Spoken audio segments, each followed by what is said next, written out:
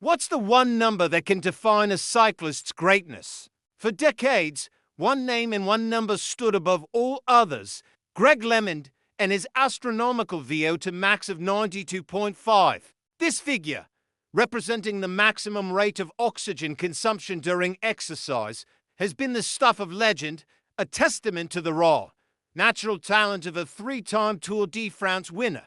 But what if that legendary number isn't the whole story? What if there's evidence that casts a long shadow over one of cycling's most iconic statistics? Recently, the cycling world was buzzing about a study on Tadej Pogačar, estimating his VO2 max to be over 90. This incredible figure puts him in a very exclusive club, alongside names like Chris Froome, who reportedly tested at 88, and even surpassing Lance Armstrong's 84. This discussion naturally brought us back to the benchmark, the gold standard, Greg Lemond. Lemond, a two-time world champion, dominated the sport in the 80s and early 90s. He's not just famous for his victories, but also for his outspoken stance against doping, often claiming he was one of the few clean riders in a tainted era. A huge part of his legacy is built on this foundation of superior genetics, epitomized by that 92.5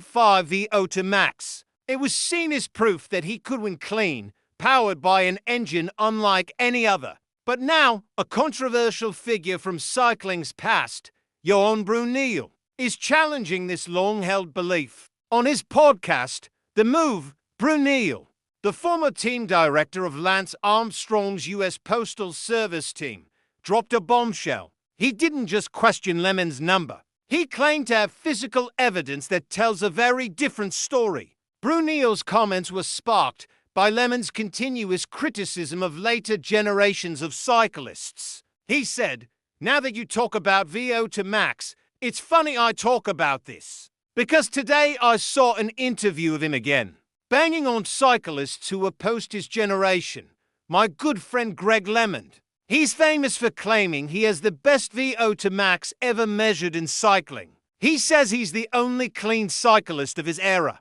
Bruyneel's skepticism has been brewing for a while. He wondered aloud on his show, "I was thinking, has anyone asked Greg Lemond to prove if he had that VO2 max? Back in the days, the measurement wasn't so sophisticated." It's a fair point. Modern testing protocols are far more rigorous and standardized than they were in the 1980s. But Bruyneel didn't stop at just questioning. He revealed something much more concrete. He continued, "I talked about this many years ago with someone. I actually have a result of a VO2 max test of Greg Lemond." Then, to the surprise of his co-host and listeners, Bruyneel pulled out his phone and showed a document. It was a test result, and the number it displayed was not 92.5. It wasn't even in the 90s or 80s. The number was 74.7. So what's going on here?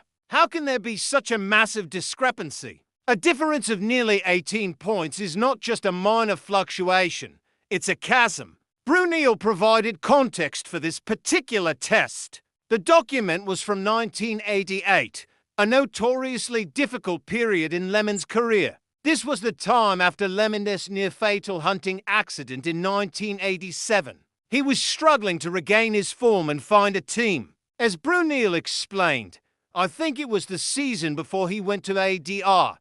In the time, he had his hunting accident. So he was obviously not in great shape.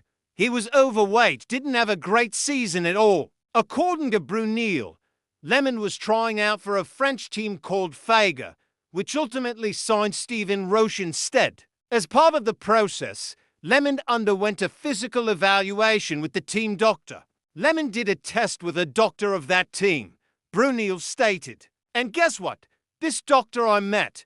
And here I have the VO2 max test of Greg Lemond when he was trying out for Fagor." This context is crucial. A VO2 max score is not a fixed number. It can vary significantly based on an athlete's fitness level, weight, and training status. An athlete at their absolute peak will score much higher than when they are out of shape, overweight, and recovering from a major injury. So, a score of 74.7 in 1988, during the lowest point of his professional life, doesn't necessarily disprove that he could have reached 92.5 at his peak. However, the sheer size of the gap is what raises eyebrows. Can an athlete's VO2 max truly fluctuate that much? From a world-beating 92.5 to a still respectable, but not legendary 74.7, it's a huge swing. For Bruyneel, this document is more than just a piece of data. It's a challenge to what he sees as Lemond's moral grandstanding.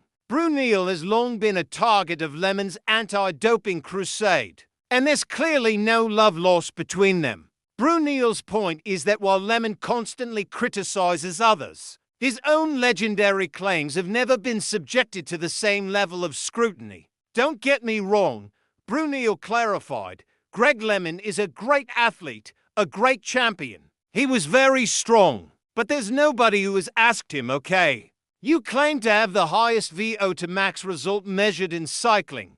Show me the proof. This is the heart of the issue. Where did the 92.5 number come from? Who administered the test? Under what conditions? And where is the official documentation?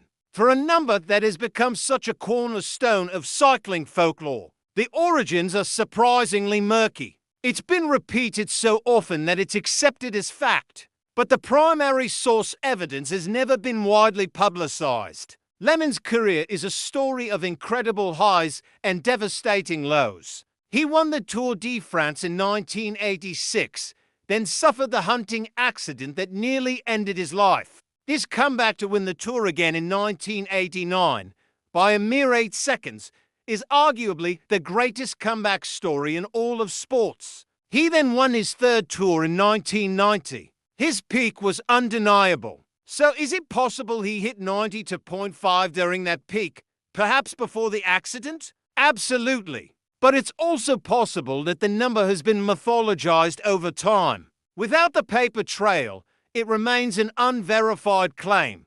Bruyneel's revelation, regardless of his motives, forces us to re-examine the legends we take for granted. It highlights the importance of evidence and the danger of building a narrative on a single, unverified data point. He has effectively thrown down the gauntlet, asking for the proof behind the legend. This doesn't diminish Greg Lemond's accomplishments. Winning 3 Tours de France and 2 World Championships is a monumental achievement, regardless of what his VO2 max was. He was, without a doubt, one of the most gifted cyclists of his generation. But this controversy adds a new layer of complexity to his story. It reminds us that history, especially in a sport as fraught as cycling, is often written by the victors, and sometimes the legends they create can take on a life of their own.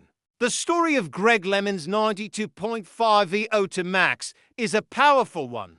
It's a story of pure, God-given talent triumphing over all. But now, thanks to Johan Bruyneel, it's also a story with a question mark hanging over it. Will Greg Lemond respond? Will he produce the test results that confirm the legendary 92.5? Or will the number remain a part of cycling mythology, a fascinating but ultimately unproven claim? It's a debate that pits 2 of cycling's most polarizing figures against each other. And it forces all of us to think critically about the numbers, the narratives, and the legends that define the sport we love. What do you think? Is Bruyneel just stirring the pot?